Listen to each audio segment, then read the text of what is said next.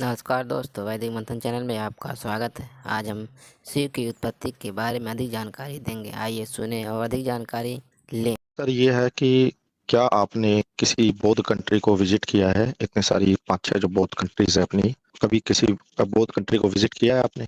हाँ, कई सारी बौद्ध कंट्री को विजिट किया है मैंने। मसलन कोई एक आधी कंट्री का नाम बताइएगा सर। नहीं, अब बताऊंगा, नाम नहीं बताऊंगा। ये मैं क्यों बताऊंगा? आप बोलिए, आप अपना बात रखिए। सर मेरा क्यूरियोसिटी है, मैंने मैंने काफ़ी सारी बौद्ध कंट्री विजिट की है। मैं थाईलैंड, अपना Cambodia, Laos, Vietnam, even Japan भी मैं गया हूँ। और भूटान में भी मैंने एक चीज़ देखी है। एक सवाल मेरा ये है कि वहाँ पे सर एक गुडलक के तौर पे एक लिंग का जो आकृति होती है, जो प्रॉपर लिंग की ही आकृति होती है, लाइक पेनिस की आकृति, उसका क्या कनेक्शन है? उसके बारे में थोड़ा इन्फॉर्मेशन दे सकते हैं मुझे? कि मैंने हर जगह पे देखी है, जैसे इवन थाईलैंड में तो एक प्रॉपर मंदिर है, एक जगह नहीं, काफी। उन्होंने आपको डिटेल्स में बताया होगा ना इसके बारे में? नहीं नहीं, मैंने कुछ नहीं पूछा। मैं एक एज ए टूरिस्ट गया था, तो मैं ये मेरे पहली वहाँ पे जो सवाल गाइड था। वहाँ पे गाइड होते नहीं हैं सर, ना, गाइड आपको बड़ी गाइड वाइड नहीं डिटेल्स में होती है। बताते हैं। सर मैं तो आपसे पूछ रहा हूँ, अगर आप नहीं जवाब देना चाहते तो ठीक है, मैं अगले सवाल। जवाब काहे नहीं देंगे? हम तो आपको बता रहे हैं कि हाँ हाँ। हर बुद्धिस्ट कंट्री में जहाँ कहीं भी जाते हैं वहाँ पे गाइड मिलते हैं और वो आपको बड़े मैंने सर गाइड डिटेल्स नहीं में किया, बताएंगे। मैं सेल्फ हाँ, ट्रैवलिंग तो करने वाला कोई हूँ। बात मैंने नहीं, कई जगह के कोई वीडियो बात भी नहीं, मैं बनाए, तो आपको मैं तो बता देता सिर्फ हूँ। आपसे पूछ रहा मैं आपको हूँ। बता जी देता सर। हूँ। आपकी थोड़ी-सी साउंड भी गड़बड़ आ रही है, लेकिन मैं आपको बता देता हूँ। वहाँ पे कोई भी बुद्धिस्ट प्लेस है, पहली बात तो कि वहाँ पे जो लिंग होता है, उसको वो खराब मानते नहीं हैं, उसको फर्टिलिटी मानते हैं, कि ये फर्टिलिटी के लिए डेडिकेटेड है। वो इसको दिखाते हैं कि इससे बच्चे पैदा होते हैं, इससे जनरेशन आती है। उनके यहाँ कोई ऐसा सेक्स टैबू-वैबू नहीं है। तो इसीलिए उनके यहाँ बनाई जाती है ये चीज़ें और उसको बड़े प्यार से आप जाएँगे तो कोई भी वहाँ का जो गाइड होगा, वो बड़े प्यार से आपको बता देगा, बड़े डिटेल्स में बताएगा और ये भी आपसे कहेगा कि इसके लिए आपको अपने को शर्मिंदा होने की ज़रूरत नहीं है, इसको गलत ढंग से देखने की ज़रूरत नहीं है या ये चीज़ होगा, बड़े आराम से आपको बड़े प्यार से बता देगा वो। उनके यहाँ ऐसा कुछ है ही नहीं। ये तो यहाँ पे इन लोगों ने हौवा बना रखा है ना भारत में। ऊपर से बुर्का पहना देंगे, ऊपर से जो है पर्दा प्रथा लगा देंगे, शिवलिंग की पूजा करते रहेंगे, भग योनी लगा देंगे, पता नहीं क्या करेंगे, कहानी बताते रहेंगे कि वहाँ हमने लिंग देखा। उनके यहाँ एकदम क्लियर-क्लियर कहते हैं, वो छुपाते भी नहीं हैं। वो सीधे-सीधे ये कह देते हैं कि ये उसका प्रतीक है, बच्चे पैदा होने का। आप उनसे बात करते, इसीलिए मैंने पूछा कि आप टूरिस्ट वहाँ पे जो गाइड होता है उससे पूछ लेते। एकदम क्लियर बता देता वो। तो ये चीज़ है सर वहाँ पे। मेरा मेरा क्वेश्चन ये था, गुडलक से इसका कोई ताल्लुक है क्या? गुडलक जो वहाँ पे, जो जैसे नहीं, हमको भी उनके बेचने की यहाँ कोशिश की गई थी कि आप रखिए इसको, गुडलक, आपको हुँ, गुडलक हुँ। आएगा, हेल्थ वेल्थ। आप जिन जगहों पे गए थे ना, दरअसल वहाँ पे बुद्धिज़्म गया है लेट में। पद्मसंभवा का नाम सुना है आपने? नहीं नहीं नहीं, मुझे कोई नहीं। नहीं, आपको आइडिया, हम बताते हैं आपको। पद्मसंभवा जो हैं 7th सेंचुरी के थे। वो एक पंजाबी थे बेसिकली। उन्होंने नालंदा विश्वविद्यालय में पढ़ाई की। पढ़ाई करने के बाद से वो वज्रयान के सबसे बड़े बौद्ध विद्वान हुए और उन्होंने नॉर्थ ईस्ट के जितने देश थे, उन देशों में वो चलते चले गए। तो उनके जाने से उधर के देशों में वज्रयान फैला और वज्रयान में ये जितनी भी आप जो चीज़ें आज देख रहे हैं, जो सो कॉल्ड हिंदुइज़्म में जो आप देख रहे हैं, वो सारी चीज़ें आती चली गई हैं, मतलब वहीं से ली गई हैं। वो वज्रयान था, उन लोगों के यहाँ गुडलक का मतलब क्या है? किसी की शादी हो गई है और वो आज भी आप देखेंगे, जब कोई महिला प्रेग्नेंट होती है या प्रेग्नेंट होने के लिए रहता है, तो अपने घरों में दीवालों में बच्चे का फ़ोटो लगा लेती है, सुंदर-सुंदर बच्चे का। ये कांसेप्ट बाद में आया है कि बच्चे का फ़ोटो लगा रहे हैं। बुद्धिज़्म में साफ-साफ उसको लिंग दिखा है कि ये फर्टिलिटी है। उनके यहाँ उसको कोई वो मानते ही नहीं है, खराब नहीं मानते ना उन वो लिंग है तो है, एक्सेप्ट है। टैबू ही नहीं है वहाँ पे कि लिंग है तो देख लिए तो इसको गंदा अश्लील मानेंगे, ये मानेंगे, तो उसको फर्टिलिटी मानते हैं, उसको गुड लक मानते हैं कि हाँ, ये फर्टिलिटी है, इसको आप देख सकते हैं, अच्छा होता है ये। तो उनके यहाँ इसको मान लेते हैं ऐसे। वहाँ पे भारत में नींबू मिर्च लगाते हैं। आप देखिएगा एक नींबू, उसके नीचे मिर्च लगा लेंगे। लेकिन वही चीज़ जब आप देखेंगे बुद्धिस्ट देशों में, तो वो उनके यहाँ भी मिर्च मिलेगी। लेकिन वो क्या बताएँगे कि ये जो मिर्चें लगी हुई हैं, ये आपके भारत की तरह नहीं है जादू-टोना उतारने वाली, बल्कि ये हम लोग ना प्रिज़र्व कर रहे हैं। जिन मौसम में हरी मिर्च नहीं मिलेगी, उस मौसम में हम लोग इसको निकाल कर खाने में यूज़ कर लेते हैं। समझ रहे हैं? लेकिन जी भारत जी। में उसको जादू-टोना बना के रख लेंगे। तो उनके यहाँ का प्रैक्टिस बड़ा अलग-सा है। जी। सर सॉरी, एक सवाल हो रहा है मेरा। जैसे मैं वहाँ पे बौद्ध मठ में गया था, तो वहाँ पे मैं आपको शेयर करता हूँ कि जो मैंने वहाँ पे देखा, वहाँ पे एक है ना रस्म होती है कि वहाँ पे एक मछली वाली स्टॉल लगी होती है मंदिरों के अंदर। तो बेसिकली क्या होता है, वहाँ पे अलग अलग प्रकार की मछलियाँ होती है। तो वो आपको ये बोलते हैं कि सर आप है ना ये मछली छोड़ेंगे तो इससे आपकी धन में वृद्धि होगी, ये मछली छोड़ेंगे। तो जैसे उनको मछलियों को खरीदना होता है बेसिकली हमें, और वो सब मछलियों की अलग अलग करेक्टरिस्टिक्स होती है कि भाई आपको दुश्मन को पराजित करना है तो ये मछली खरीदिए, अगर आपको प्यार में धोखा मिला है, आप प्यार पाना चाहते हैं तो ये मछली खरीदिए।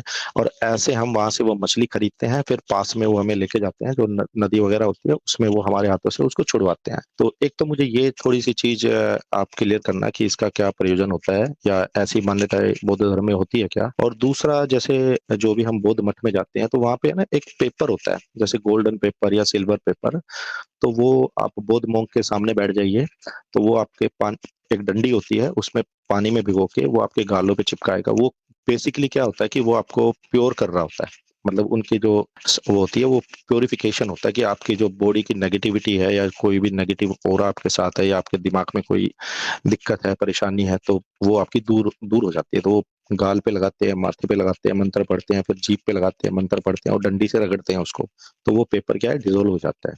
तो इस तरीके की, ये मुझे थोड़ा सा अजीब लगा कि मैं बौद्ध धर्म को थोड़ा साइंटिफिक समझता था, लेकिन वहां पे थोड़ा लगा मुझे कि यार ये थोड़ा सा अंधविश्वास है, इन चीजों से ऐसा कुछ नहीं हो सकता जैसा कि कैसे अपने हिंदू धर्म में अमित होता है। शर्मा, अमित शर्मा, आप एथिस्ट हैं या थीस्ट हैं या एग्नोस्टिक हैं?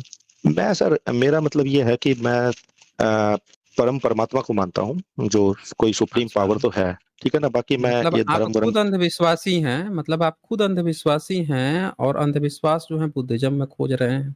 बड़ा आप तो कमाल के निकल गए। ये खुद अंधविश्वासी हैं, ये परमात्मा को मानते हैं, और जो परमात्मा को नहीं मानता है उसके यहाँ जाके ये अंधविश्वास खोज रहे हैं। भाई सर ऐसे अगर आप कैसे मेरे को काम म्यूट ना चलेगा? करें तो मेरे। एक एक मिनट, अब मेरी बात तो कंप्लीट होने दीजिए ना। आपने इतनी देर बातें की है, अब मेरी तो जवाब तो सुन लीजिए ना। तो कहानी आप सब लोगों ने सुन लिया। इनका असल नाम अमित शर्मा है, ब्राह्मण है ये।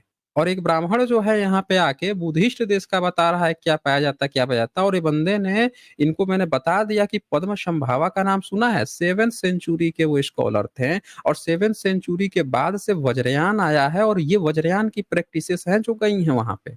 और उनके यहाँ ये अंधविश्वास नहीं है। एक मछली को ले जाके गुड लक मानना या वहां पे छोड़ देना, ये अंधविश्वास नहीं होता। अंधविश्वास तब होता है जब आपको कोई कहे कि आप यज्ञ हवन कराइए और हम आपके सारे जो दुख दर्द हैं वो दूर कर देंगे, काली छाया उतार देंगे, उसको अंधविश्वास पाखंड कहते हैं। यहाँ पे आपको कोई मछली छुड़वा दिया, आपको कुछ ये कर दिया, वो उस अंधविश्वास कर्मकांड में नहीं आता। गुड लक, आपको अच्छा लगेगा। लाफिंग बुद्धा का एक मूर्ति दे देगा, कहेगा इस मूर्ति को रखिएगा तो आपको बड़ा अच्छा फील होगा। ये आपका मनोविज्ञान है। आपको हमेशा बार बार यह एहसास दिलाता रहेगा कि अरे, जब भी आप दुख हैं उस मूर्ति को देखिएगा, तो आपको मन में एक बैठा हुआ कि इस मूर्ति को देखेंगे ना तो हमको अच्छा फील होगा। आप अपने माइंड में एक इल्यूजन क्रिएट करोगे कि अच्छा फील कर रहे हो। ये कर्मकांड नहीं है, आपको एक दिलासा है, भरोसा है। ये वही भरोसा है जो हॉस्पिटल में जब डॉक्टर कहता है कि भाई आप भरोसा रखिए, हमने दवा हुआ दे दिया है, आप ठीक हो जाएंगे। कर्मकांड नहीं होता। कर्मकांड वो होता है जो फ्री में आपको दिलासा लेके आपसे 50,000 लाख रुपए लूट ले जाए कर्मकांड करा के। दूसरी बात कि वो बुद्धिज्म का हिस्सा नहीं है, वज्रयान है, लाटर बुद्धिज्म। बुद्धा के 1200 1300 1400 साल बाद की ये प्रैक्टिसेस धीरे धीरे इवॉल्व हुई हैं। जो लोगों में, जो घरेलू लोग थे, उनकी अपनी जो लोकल प्रैक्टिसेस थी उसको धीरे धीरे करते लेकर आए हैं। वहां पे ये थोड़े है कि आप गए होंगे तो कोई कह रहा होगा कि लाइए भाई यहाँ पे 51 रुपया डाल दीजिए, यहाँ पे इतना रुपया डाल दीजिए, आपसे बैठ के लूट रहे होंगे। ये सब नहीं होता ना वहां पे। बुद्धिस्ट कंट्रियों की अपनी कुछ प्रैक्टिसेस हैं, वहां के लोगों से जब आप मिलेंगे, या वही जब आके जाके किसी मंदिर में जाके बैठ जाइए। मैं अंतर बता रहा हूँ, एक बुद्ध महाविहार में जाइए, चाहे वो वज्रयान का ही क्यों ना हो, वहां पे कोई भी ऐसा व्यक्ति नहीं मिलेगा जो आपको लूट रहा हो। आपको मर्जी होगी आप उनको डोनेट दे देंगे, लेकिन कोई लूटने वाला नहीं मिलेगा। बड़े प्यार से मोहब्बत से बात करने वाले। वही किसी मंदिर में जाइए, लाइन से ब्राह्मण बैठा रहेगा, ला भाई हमसे करा लीजिए, हमसे करा लीजिए ये पैसा। और तो और, एक को छोड़ के दूसरे पर गए तो दोनों आपस में लड़ मरेंगे, हमारा कस्टमर ले गया, हमारा कस्टमर ले गया। तो आप यहाँ पे जो ब्राह्मण शर्मा, आप यहाँ पे आके जो कहानी का ज्ञान दे रहे थे कि बुद्धिज्म को आप साइंटिफिक समझते हैं, आप खुद अनसाइंटिफिक है, बोल रहे हैं परम परमात्मा परमेश्वर को मानते हैं। ये बताइए, जो परम परमात्मा परमेश्वर को मानता है वो आके बुद्धिज्म पर ज्ञान दे रहा है, गुड लक का। ये परम परमात्मा परमेश्वर ही अपने आप में अंधविश्वास है। मिस्टर जय भारत, आप दूसरों के घरों पे पत्थर तब मारा कीजिए जब ना आपका घर खुद सही हो।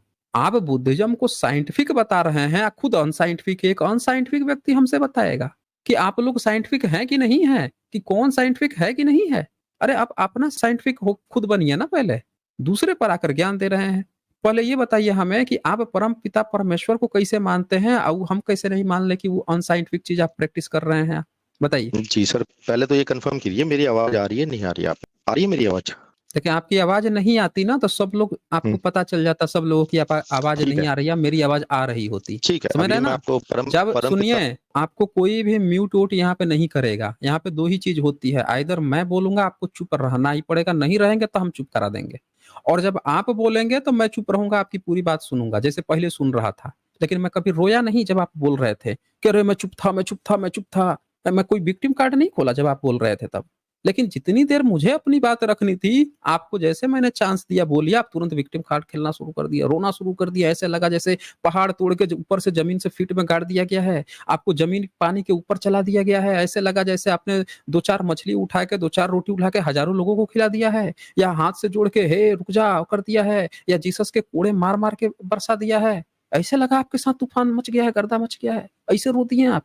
हमने कहा कि आपका टर्न है, आप बोलिए, और आप रोना शुरू कर दिए। आप जब बोल रहे थे तब मैं चुप था, तब मैंने नहीं रोया।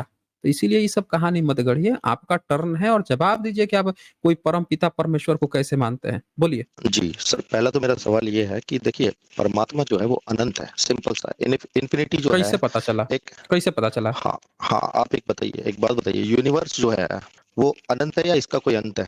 तो इससे परमात्मा हो जाएगा। हाँ इसका तो जवाब अगर ये मैं दे दूं कि अगर किसी का जवाब नहीं पता है हाँ किसी को, इससे हाँ, परमात्मा साबित हो जाएगा।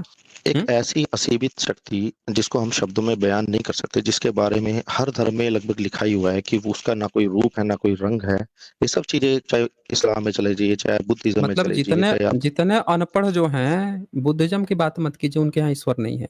मतलब जितने अनपढ़ हैं, ढेर सारे अनपढ़ों का झुंड बैठ के कह दे असीमित ऊर्जा है, हम उसको देख नहीं सकते, आप उस काबिल नहीं है, वो अनंत है, परमात्मा है, उसका कोई रूप नहीं है, उसका कोई लिंग नहीं है, उसका कोई ये नहीं है, कुछ वो नहीं है, कहानी कर दे, इससे परमात्मा साबित हो गया। साबित करने के लिए सबूत की जरूरत होती है, अनपढ़ गंवारों की गपागप गप्पे नहीं सबूत होती। आप खुद अनसाइंटिफिक बात कर रहे हैं, खुद अनसाइंटिफिक चीज प्रैक्टिस कर रहे हैं, अज्ञान दे रहे थे कि बुद्धिज्म लोग अनसाइंटिफिक हैं। अरे आप खुद अनसाइंटिफिक है, अनसाइंटिफिक बातें कर रहे हैं अभी, कि सब धर्मों में लिखा है, ये लिखा है, वो लिखा है, इसलिए सबूत हो गया। ये सबसे बड़ा अनसाइंटिफिक बात है। बुद्धिज्म में कहीं नहीं लिखा है कि कोई एनर्जी है या कोई ईश्वर है, कहीं ये है। तो जो सबसे ज्यादा साइंटिफिक है उसी में आप सबसे ज्यादा अनसाइंटिफिक बता रहे थे, और खुद आप सबसे बड़ा अनसाइंटिफिक बन के बैठे हुए हैं। बताइए ये कैसे प्रूफ होगा कि कोई गप ही हाँक दिया कि कोई एनर्जी है, कोई अनंत है, कोई ये है, इससे परमात्मा कैसे साबित हो गया भाई? ये कैसे साबित हो गया कि परमात्मा बोले सर अब? है? बिल्कुल बोलिए। जी, पहली बात तो ये है कि सर आप बोलते हैं कि कोई एनर्जी है ही नहीं। तो जब हम बौद्ध मठ में जाके बैठते हैं हमने और जो कहा हमारे नहीं सर कभी। पे। सुनिए, कहानी मत सुनाइए हमें। आप परमात्मा मानते हैं, बुद्धिज्म में परमात्मा नहीं, तो आपको सबूत अपने धर्म के अनुसार देना पड़ेगा। बुद्धिज्म में इनके सर के ऊपर मारता है तो इस परमात्मा इनका सिद्ध हो गया। बुद्धिज्म में परमात्मा ही नहीं है, और इनके सर के ऊपर कोई इनके मार दिया तो उसको परमात्मा मान लिए। बड़ा गजब के गपोड़ ब्राह्मण है भाई ये तो। है। ये बताइए जीसस के पिताजी का नाम क्या था? अरे उसको छोड़ना। नहीं नहीं, जो बताओ ना, बुद्ध, जीसस के जो सुनिए, पिताजी का नाम क्या था? लाफिंग नहीं नहीं, बुद्धा जीसस के के पेट पिताजी का में नाम क्या सिक्का था? अरे डालने से। अरे सुन, अरे हम पूछ रहे हैं कि जीसस के पिताजी का नाम क्या था, तो बताओ ना हमें। जीसस के जो माता जी थी, उन्होंने किसके साथ संबंध बनाया था कि जीसस का जन्म हुआ था, जरा वो बताइए आप हमें। मुझे क्या पता भाई इसके बारे में, मैं नहीं कोई ईसाई बताए। थोड़ी ना हूँ। क्या है आप? हम्म। क्या है? मैं तो किसी धर्म को नहीं मानता ना, मैं तो सिर्फ एक सुन परमात्मा को। लीजिए, सुन लिया आप लोगों ने। कह रहा है कि किसी धर्म को नहीं मानता, ये परमात्मा को मानता है। लेकिन परमात्मा कहाँ से आया है? तो सारा कहानी बुद्धिज्म का है। ये ईसाई अमित शर्मा बन के ही घूमते रहता है, बहुत जगह अमित शर्मा बन के घूमते रहता है, लेकिन है ये ईसाई।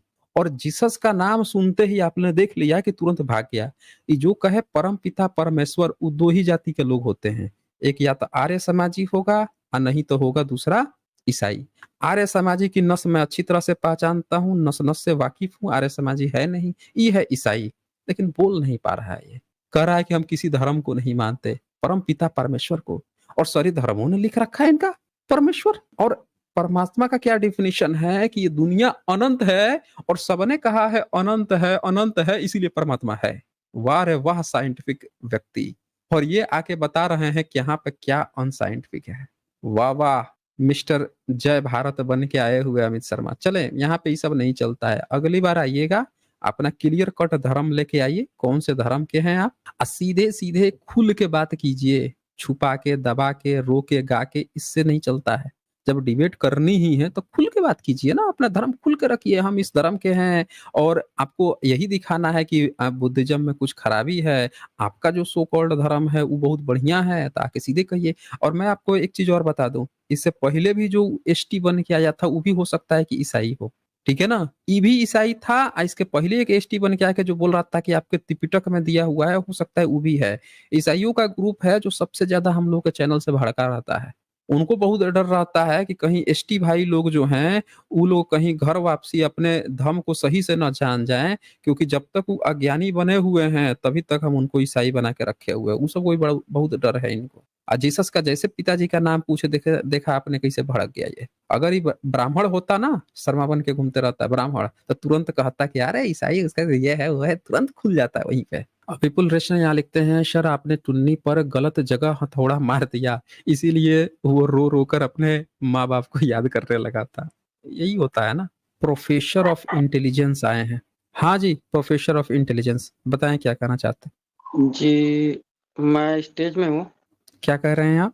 जी मैं स्टेज पे आ गया हूँ। नहीं आप अभी ओ, स्टेज में नहीं है, अभी आप वॉशरूम में हैं। नहीं ठीक है। फ्रेश हो जाइए, अच्छे से फ्रेश हो जाइए, फ्लश कर लीजिए फिर आइए। ठीक है सर, ठीक है। तो हमारा एक प्रश्न था आपसे। ठीक है सर, तो आपने जैसे कास्टलेस सोसाइटी की बात की थी, तो हम जब देखते हैं कि बहुत सारे लोग हैं, उसमें से आप भी हैं, तो कहीं ना कहीं ये दूसरों के लिए ब्लेम करते हैं। जब अगर हम कानून और संविधान को जब देखते हैं, जब मैं पढ़ाई कर रहा था पॉलिटिक्स की, तो हाँ, तो वहाँ पे हमें ये मिलता है कि जब संविधान बन रहा था तो वहाँ पे एक चांस था कि बाबा साहब के पास कि वो कास्ट सिस्टम को खत्म करें या तो कास्ट सिस्टम को लीगल बनाएं। तो उन्होंने कास्ट सिस्टम को खत्म करने के बजाय लीगल बना दिया। अब हम देखते हैं कि अगर कोई भी आदमी है, अब वो दूसरों को चाहे कितना भी ब्लेम करे, चाहे वो हिंदुओं को ब्लेम करे, चाहे वो ब्राह्मणों को ब्लेम करे, चाहे किसी को भी ब्लेम करे, अच्छा, परंतु इसका है तो वो रेफरेंस आप देंगे? इसका आप जी रेफरेंस देंगे कि उनके पास ये चीज था कि कास्ट को खत्म करें और कास्ट को लीगल बना दें? जी मैं बता इसका रहा रेफरेंस हूँ कहाँ है? हाँ, रेफरेंस रेफरेंस मैं बता दीजिए। रहा हूँ। ठीक है, देखिए, जो उन्होंने आरक्षण का डिमांड किया था, तो आरक्षण के तहत हर आदमी को एक सर्टिफिकेट दिया जाता है उसकी जाति का, वो चाहे कुछ भी करे, अच्छा, उसकी कास्ट। आरक्षण कहाँ से आया था? आरक्षण article 15, article 16, 331, 335, Poona pact 342। Poona pact क्या था? पूना हम पैक्ट क्या था? संविधान की बात कर रहे हैं, वो तो पहले की तो बात है। संविधान तो बाद में बना ना। पूना जी पैक्ट जो पूना। है वो अप्लाई हुआ। अगर पूना पैक्ट उस पर नहीं अप्लाई होता तो फिर एससी एसटी को रिजर्वेशन की थोड़ी जरूरत थी। उनको तो अपना सेपरेट अलग होना था, हिंदू धर्म में उनको शामिल ही नहीं होना था फिर तो। बाबा साहब तो ठीक है, साफ मना ठीक कर चुके थे, हमको तो हिंदू हिंदू में ठीक रहना नहीं है। ये तो पूना पैक्ट के कारण उनको हिंदू में रहना पड़ा और उस हिसाब से कॉन्स्टिट्यूशन बना है। ठीक है, अब मैं एक पूरी बात पूरी आपको जानकारी नहीं है या फिर कुछ गड़बड़ है, लोचा है। और दूसरी बात, आप क्या कह रहे हैं अभी कि उनके सामने था कि कास्ट को लीगल बना दें या उसको खत्म करें। ये जी। बताइए कि बाबा साहब ने कब कहा है कि जो मंदिर का पुजारी है वो ब्राह्मण ही बनेगा? अच्छा, कहीं उन्होंने लिखा नहीं है कहा। कॉन्स्टिट्यूशन में? कॉन्स्टिट्यूशन में कहीं नहीं, लिखा है? नहीं हैं? लिखा। तो जब नहीं नहीं लिखा लिखा है है। तो कैसे ब्राह्मण जो है आज तक सारा ब्राह्मण जो है पुजारी बना घूम रहा है? और ठीक है, उसमें कोई ठीक है। एससी एसटी जाता था तो वो भगा देता था, मार देता था, पीट देता था। ये कैसे हुआ था फिर? ओके, ठीक है, हम्म? ठीक है। देखिए, मैं शेड्यूल ट्राइब्स हूँ, ठीक है, मेरी जाति चंडाल है। हमें शेड्यूल ट्राइब्स का आप सर्टिफिकेट चंडाल मिला है। हैं? हम जी। आप चंडाल हैं? तो जी बिल्कुल। चंडाल कौन सी जाति होती है? हमारे यहाँ पे शेड्यूल ट्राइब्स में आते हैं। चंडाल नाम की तो जाति आज तक हुई नहीं है। ब्राह्मणिकल सिस्टम में तो चंडाल कहा जाता है कि जब कोई शूद्र जो है हम किसी उसको ब्राह्मणी अपनाते हैं, से हम उसको। शादी कर ले तो उसका जो बच्चा होता है उसको चंडाल कहा जाता है। ठीक है, ठीक है। उनके भी धर्म ग्रंथों में बहुत गंदी गंदी बातें लिखी है, आपके धर्म ग्रंथों तो में भी बहुत गंदी गंदी बातें लिखी हमारी है। कौन ठीक सा है। धर्म ग्रंथ है भाई? हमारी कौन सी धर्म ग्रंथ है? क्यों? आप कौन ठीक सा? है उसमें हमारा उसमें कौन सा धर्म ग्रंथ है? ठीक है, मैं बता रहा हूँ। नहीं बताइए ना, उनके हमारा हमारा कौन सा धर्म ग्रंथ है? त्रिपिटक में भी मिलता है, लंका अवतार सूत्र में भी। कहानी सुने, कहानी मत गढ़ बेटा यहाँ पे, ठीक है? कहानी पढ़ाने से शुरू हो गए यहाँ पे। त्रिपिटक में मिलता है, इसमें मिलता है। ये बंदा जो है खुद से कहानी गढ़ दिया कि इनका ये धर्म है, इनका ये किताब है, इनका वो है, वो है। खुद से कहानी यहाँ पे। हमने कभी कहा यहाँ पे कि हमारा कौन सा धर्म है? खुद से कहानी शुरू हो गए। ये आपका धर्म है, उसमें ये लिखा है, वो लिखा है। जरा बता तो हमें, कहाँ से ये त्रिपिटक मिला है? ये त्रिपिटक अरे कहाँ सर से आया है? नहीं, कहाँ मैं तो आया, कहाँ कास्ट से है की बात त्रिपिटक कर ये? रहा हूँ। नहीं नहीं, हाँ बताओ ना, अभी अभी इसी पे बात होगी। बताओ हमें। हम अभी जो कास्ट नाम की लिए बात कर रहे थे त्रिपिटक का, ये कहाँ से आया है? कौन लिखा है? ये कहाँ से आया है? मुझे क्या पता कहाँ से आया है। कहाँ से कहानी, फिर कहानी शुरू हो गई। अभी कहानी बता रहा है कि आपके धर्म ग्रंथ पे, इसने पहले हमारा धर्म ग्रंथ बनाया, फिर बता रहा है कि उसमें जातिवाद लिखा है, उसमें गंदी बातें लिखी हैं। अब हम पूछ दिए कि कहाँ से आया, तो कह रहा है कि हमको कहाँ से पता है। जब जानकारी नहीं है तो कहानी मत खड़ा करें यहाँ पे। और ये बन के आया है, एसटी बन के आया है, ये शेड्यूल ट्राइब बन के आया है, चंडाल बता रहा है अपने आप को। कहानी चल यहाँ पे चल रही है। अगर आपने कहा है, यहाँ पे क्लेम किया है कि त्रिपिटक में कोई गंदी बातें लिखी है, और त्रिपिटक अगर हमारा ग्रंथ है, तो आपको सबूत देना पड़ेगा कि त्रिपिटक कहाँ से आया है। यहाँ पे हम लोगों को पढ़ने लिखने की आजादी नहीं थी, हम आज तक पढ़ ही लिख नहीं पाए थे। अंग्रेज आते हैं, डंडा चलाते हैं, तब जाके यहाँ के लोग पढ़ लिख पाते हैं। आई हम लोग को त्रिपिटक पढ़ा दिया कि आपके त्रिपिटक में जातिवाद आ गया है। बता भाई, कहाँ से त्रिपिटक लेके आए हो जहाँ पे जातिवाद आया ठीक है। है? कहाँ से ओके लेके आए? ओके तो हम नहीं, कहाँ से लेके आए त्रिपिटक? आई कौन पढ़ रहा था जब हम लोग अनपढ़ थे? तो ये त्रिपिटक कौन लेके लेके आ रहा था, पीढ़ी दर पीढ़ी ढोके लेके आ रहा था? अपने स्कूल बता के भाई। लाइब्रेरी में पढ़ा था। देखिए, कहानी हमसे मत सुनाओ है, कहानी मत सुनाओ हमें कि स्कूल के लाइब्रेरी में पढ़ के आए थे। अभी तो बड़ा ओके ठीक एकदम है। कॉन्फिडेंट होके बता रहा था कि उनके भी ग्रंथ में, आपके भी ग्रंथ में। अभी तो बड़ा कॉन्फिडेंट होके हमको हमारा ग्रंथ बता रहा था कि आपका ग्रंथ त्रिपिटक है, उसमें जातिवाद लिखा है, बड़ा गंदा गंदा लिखा है। अब बता भाई, अब हम देखते हैं कि हमारा कौन सा ग्रंथ है। कौन, जब हम लोग अनपढ़ थे, अंग्रेजों के आने से पहले तो हम अनपढ़ थे, तो हमारे नाम पर कौन किताब लिख के या कौन हमको त्रिपिटक पकड़ा के गया था? सब लोग हमको हिंदू लिखवा रहे थे, आई बंदा हमको त्रिपिटक पकड़वा दिया। सुन लिया आप लोगों ने? पूरे भारत बाबा साहब जो हैं, वो ऐलान करते हैं कि हम भले ही जन्म लिए हैं हिंदू में, लेकिन अब हम इसमें मरेंगे नहीं। बाबा साहब ऐलान करते हैं, तब जो है सब लोग अब घर वापसी करते हैं बुद्धिज्म में। आई बंदा पहले से त्रिपिटक, बाबा साहब से पहले त्रिपिटक कौन लिख के रखा था भाई? उससे पहले, बाबा साहब से पहले जब सब लोग अशिक्षित थे, तो त्रिपिटक कौन लेकर रखा हुआ था उस समय? बताएं तो जरा ठीक है हमें। ठीक है। हर नहीं, आदमी बताएं को हमें। पैदाइशी मिल रहा है कास्ट नहीं, सर्टिफिकेट, वो पैदाइशी तो किसकी। बताना हमें। आप हमें सीधे सीधे बताएं ना कि त्रिपिटक फिर लिख के कौन रखा था, जब हमारा पूरा बहुजन समाज जो है अशिक्षित था, अनपढ़ था, पढ़ने का हक नहीं था। आज हम लोग जूझ रहे हैं कि भैया हमको वो दे दो, फ्री एजुकेशन दे दो कि हमारे बाल बच्चे पढ़ लिख लें, वो भी सोसाइटी में कुछ कर लें। और ये बंदा हमको त्रिपिटक बैठा दिया, बैठे बैठाए। बाबा साहब ने त्रिपिटक लिखा नहीं है। हमारे समाज से सबसे ज्यादा पढ़े लिखे बाबा साहब थे, ज्योतिराव फूले जी थे, इन्होंने कभी त्रिपिटक की बात ही नहीं की। कौन त्रिपिटक कौन लिख के दे दिया भाई हमारा धर्म ग्रंथ? बता तो हमें भाई, प्रोफेसर तो इसका इंटेलिजेंस। मतलब बता जी हमें, जो कहाँ से त्रिपिटक आया, कौन लेके आया, कहाँ से लेके आया? अरे भाई जो हमें मिल रहा है, कहीं भी हम जा रहे हैं, अगर कहाँ वो से मिल किताब गया, पढ़ने यही तो पूछ रहा हूँ। हमारे समाज से सबसे पढ़े लिखे जो व्यक्ति हैं, वो बाबा साहब हैं। बाबा साहब ने आज तक कोई त्रिपिटक कहीं से न लिखा। उन्होंने तो खुद कह रहे हैं कि हम जो है अब घर वापसी कर रहे हैं। हमको हिंदू कहा जा रहा था, अब हम घर वापसी कर रहे हैं। इसका मतलब कि पहले से उनके पास नहीं था त्रिपिटक। उन्होंने कहा कि बचपन जी में उनको काका केलुस्कर ने एक किताब लिख के दी थी, बुद्धम के बारे में जानकारी। उन्होंने तो कभी नहीं कहा कि उन्होंने त्रिपिटक उनको कहीं पे आया। कौन ला के दिया त्रिपिटक? कौन प्रैक्टिस कर रहा था? कौन ये गंदी बातें लिख रहा था? हम तो यही तो पूछ रहे हैं। जब हमारे पुरखे सारे अनपढ़ थे, तभी त्रिपिटक कौन लिख के आपको दे दिया भाई जातिवाद उसमें? भाई बोलने दोगे तब तो बोलेंगे। अरे बिल्कुल बिल्कुल, वही तो पूछ रहा हूँ, उस समय से वही पूछ रहा हूँ, जवाब देवे हमें। ठीक है तो एक आपकी स्ट्रीम है, आपने फायान की वो जो बुक है, a record of Buddhist kingdom of India, उसका इंग्लिश वहाँ पे यही बुक है। तो उसमें भी लिखा था कि जो बौद्ध थे मथुरा में, उन्होंने नियम बनाया था कि जो चंडाल आएंगे तो वो डंडा सबूत पीटते हुए दिखाइए, आएंगे। सबूत सबूत दिखाए हमें, आपने सबूत खुद दिखाइए स्ट्रीम हमें। किया हुआ है, हमें सबूत स्ट्रीम दिखाए किया हमें। आपने। सुने, कहानी मत सुनाओ हमें। बता रहा हूँ मैं, यहाँ कहानी नहीं चलती है। यहाँ पे आपने स्ट्रीम की, आपने स्ट्रीम की है, वहां पे कुछ और बात चल रही है। अभी मैंने पूछा कि जब हमारे सारे लोग अनपढ़ थे, तो फिर किस हिसाब से इसने कह दिया कि त्रिपिटक हमारा है, हम लोग उसमें गलत बात लिखे हुए हैं? अरे हम अनपढ़ थे, हमारे पास कोई किताब तक नहीं था। और जिन देशों से त्रिपिटक लाया गया, उन देशों में प्रैक्टिस चलती नहीं है, न वहाँ वर्ण व्यवस्था है, न जाति व्यवस्था है। जिन देशों से त्रिपिटक बनाई गई, उन देशों में न जाति व्यवस्था है, न वर्ण व्यवस्था है। सबसे खास बात देखिए। और ये बंदा जो है क्या कह दिया कि आपके त्रिपिटक में गलत लिखा है। अरे त्रिपिटक में अगर गलत लिखा होता, तो जितने बुद्धिस्ट देश हैं, उन देशों में सारी प्रैक्टिस पाई जाती। उनके यहाँ छुआछूत होता, उनके बौद्ध महाविहारों में अगर कोई जाता तो वहां शूद्र होते, उनको घुसने नहीं दिया जाता, अछूत होते, उनको घुसने नहीं दिया जाता। हर बुद्धिस्ट देश में ये प्रैक्टिस पाई जाती। तो हमको कहानी मत बनाओ यहाँ पे। ये है ब्राह्मण, मैं बता रहा हूँ। ये ब्राह्मणवादी है, जबरदस्ती बन के आया है, व्हाट्सएप यूनिवर्सिटी से प्रोफेसर बन के आया है यहाँ पे, और ये आके यहाँ पे कहानी गढ़ रहा है। आपने ध्यान से सुना ना आप लोगों ने क्या कहा? आपके त्रिपिटक ने। ऐसा लग रहा था कि इसके मन में बहुत पहले से कोई चीज भर के कूट कूट के भरी हुई है और भर के आके बस उगल देना चाहता है। और जैसे इसको मैं ब्राह्मण ग्रंथ का जैसे नाम आया तो इसे तुरंत शिफ्ट कर कहा, और आपके ग्रंथ में नहीं लिखा है। आप लोग उस ध्यान दीजिएगा उस चीज को कि उनके ग्रंथ में गलत, आपके ग्रंथ में। मतलब ये बंदा का पहले से ही इतना नफरत भर भूर के आया हुआ था, यहाँ पे हम लोगों को कहानी सुना रहा था। मिस्टर प्रोफेसर इंटेलिजेंस उर्फ अपने को चंडाल बता रहे थे। ये बताइए भारत में चंडाल कौन सी जाति होती है, कहाँ से आई है? यहीं की है, कहीं से नहीं आई है। कौन, कहाँ से? चंडाल तो ब्राह्मणिकल ग्रंथ में पाया जाता है। चंडाल कौन सी जाति है भाई भारत में? तो दोनों में पाए जाते हैं, जैनों में भी हैं, बौद्धों में भी हैं और ब्राह्मण ग्रंथों में भी हैं। भारत में तो बुद्धिज्म था ही नहीं, तो पाए कहाँ से जाएंगे? जब भारत में बुद्धिज्म था ही नहीं, बाबा साहब एक्सेप्ट करते हैं, उसके बाद से बहुजन समाज उसको फिर से घर वापसी करने लगता है, तो जब यहाँ थे ही नहीं तो चंडाल फिर कौन था? कौन था चंडाल यहाँ? चंडाल, जी जी, चंडाल वो लोग था थे कौन? जो, जी बता तो रहा हूँ, जो लोग बताइए ना। मांसाहारी थे, जो लोग मांसाहारी थे, हाँ उनको चंडाल कहते। तो ब्राह्मण सब चंडाल था?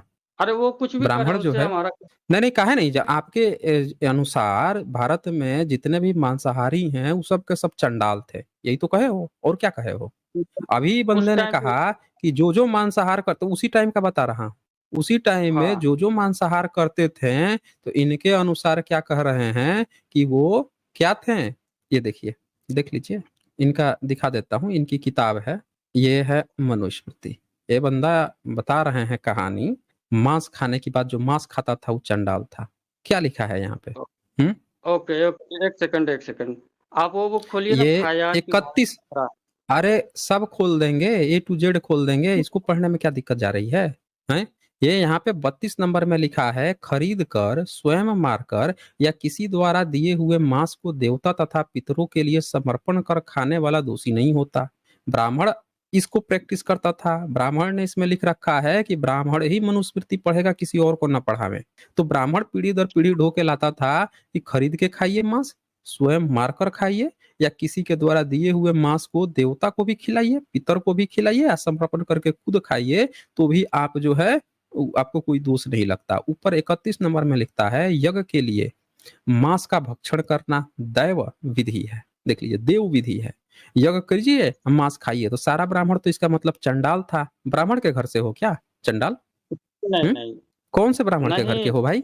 ये तो सब मांस खाने वाले हैं। ये तो सबसे बड़े, आप कौन से ब्राह्मण के यहाँ के हो भाई, बताइए हमें। जब मांस खाने वाला चंडाल है तो ब्राह्मण तो खूब कूट कूट के खाया है मांस, वो तो यज्ञ में पशु मार मार के मांस खाया है। आप क्या कहानी बना रहे थे भाई? तो चंडाल हो गए ना, सबके सब, सारे ब्राह्मण चंडाल हो गए। तो आप ब्राह्मण के परिवार से हो? नहीं हो भाई। तो फिर कैसे कह रहे हो कि जो मांस खाता था वो चंडाल है, जब यहाँ पे कूट कूट के खा रहा है सारा ब्राह्मण, अपने धर्म ग्रंथ में कूट कूट के लिख रहा है कि मांस खा रहा है, तो वो कैसे चंडाल? फिर वही चंडाल हुआ ना फिर। अच्छा ठीक है, आप फायान वाला खोलेंगे? हम तो कुछ भी नहीं खोलेंगे, आपका रेफरेंस आप खोल के दिखाओगे यहाँ पे।